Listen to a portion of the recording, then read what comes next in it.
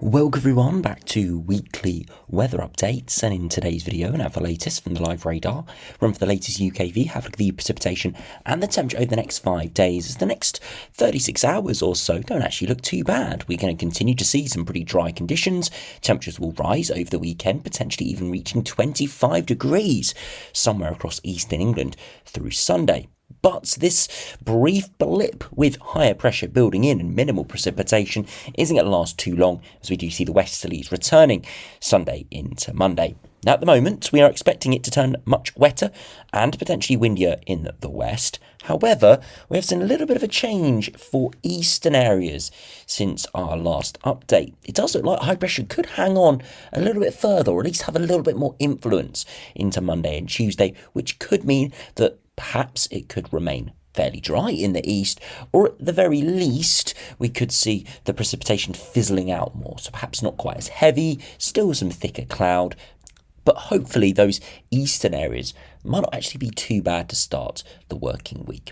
But that won't last too long. That is just a perhaps slight delay in the Atlantic onslaught, as by the middle to end of the week, we are expecting lower pressure to return for all, and it looks like a very unsettled spell of conditions going to return once again.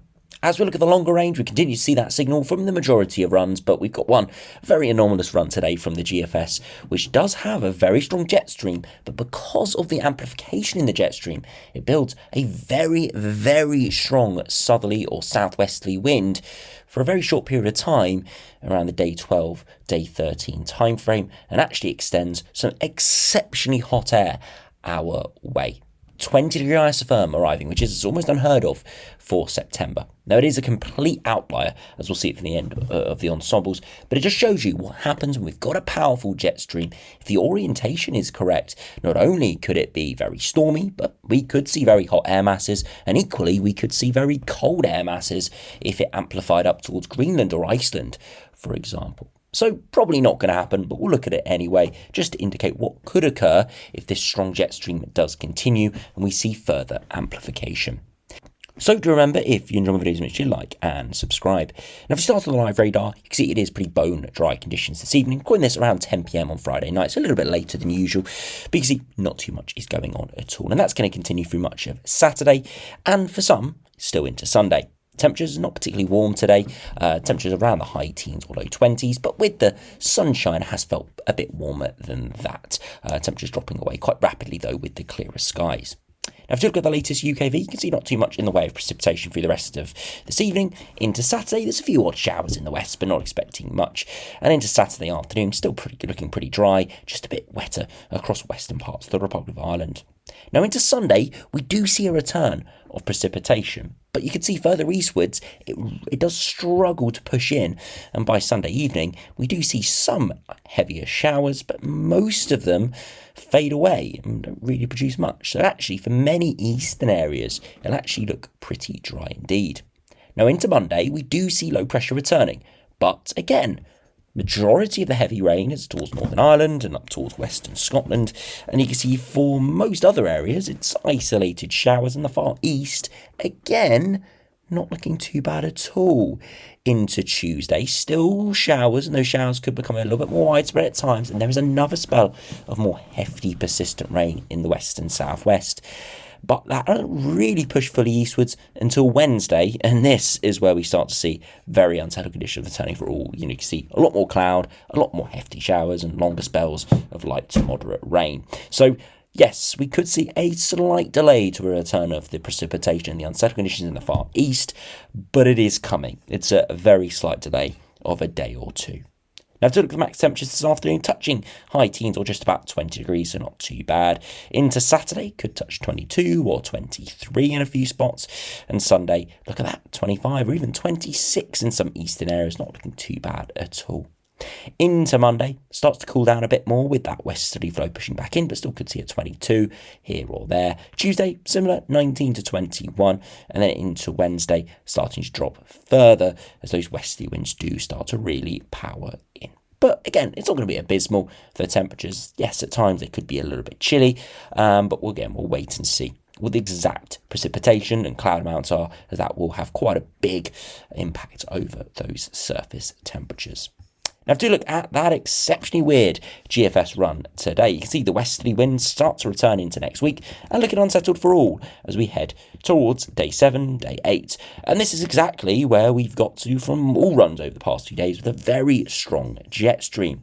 Very strong high pressure to our south and fairly strong low pressure to our north, at least for this time of year.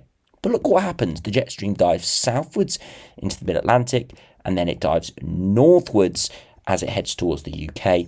And you can see this if we put on the upper air winds, diving southwards into the mid-Atlantic and then diving northwards, pushing back up above the UK and allowing high pressure just to linger across parts of Europe.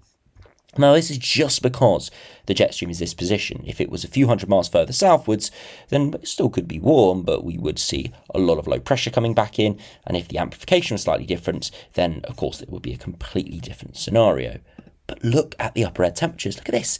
The 50-degree isotherm and even the 20-degree isotherm is in for a short period of time before slowly low pressure tries to sweep it away. But this bit of high pressure across mainland Europe, look at the temperature deviations. It's insane how hot the air masses are.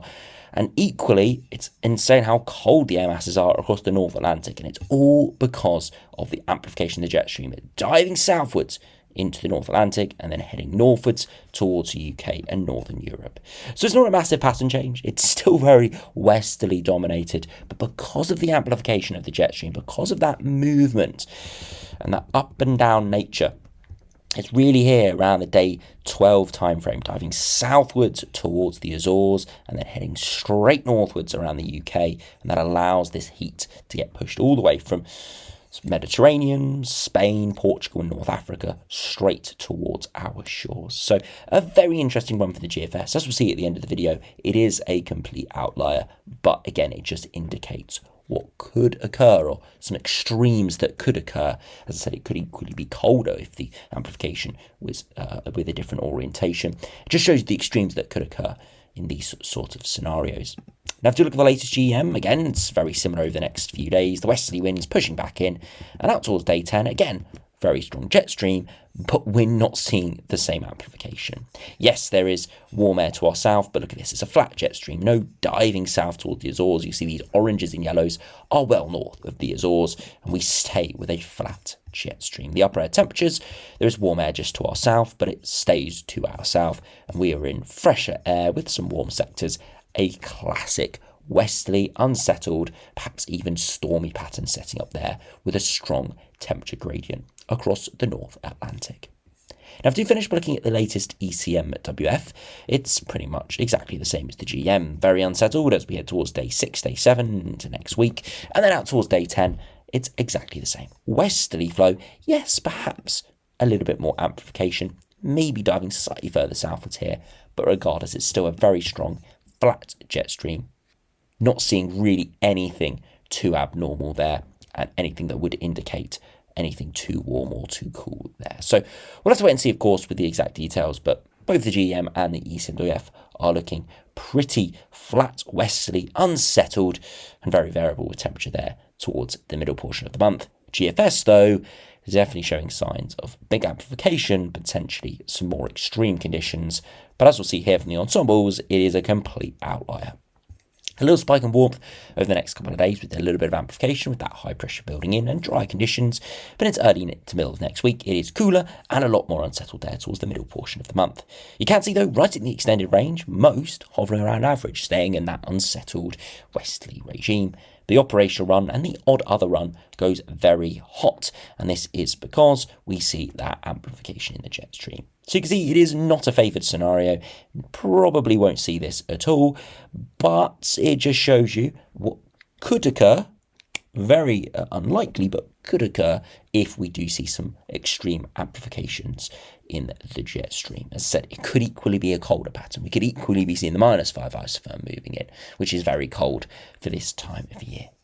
Now, after you finish by looking at the latest ECMWF ensembles, the midday run's just coming out. So we'll look at the midnight run. It's very, very similar to the GFS, but just nowhere near as many outliers. Yes, there are some that get towards the 15-degree isotherm, which is warm, but that's kind of on the top end of a warm sector, not the 20-degree isotherm, which is a hot area of air.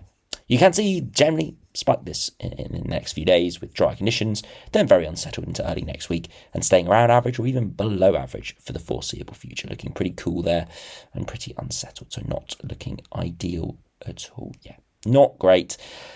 And as I said, keeping it very autumnal there as we head towards the middle portion of September. Now, some of you will want that GFS run to come off. As I said, it's got a very low chance, but it is very interesting seeing nonetheless. It just shows you the scope of what is there as we progress towards the end of the month. Again, that sort of scenario could bring a little revival of summer if we're lucky, but as I said at the moment, not expecting anything of those sorts. So anyway, thanks for watching, hope you enjoyed, subscribe if you're new, and I'll see you again for another video soon.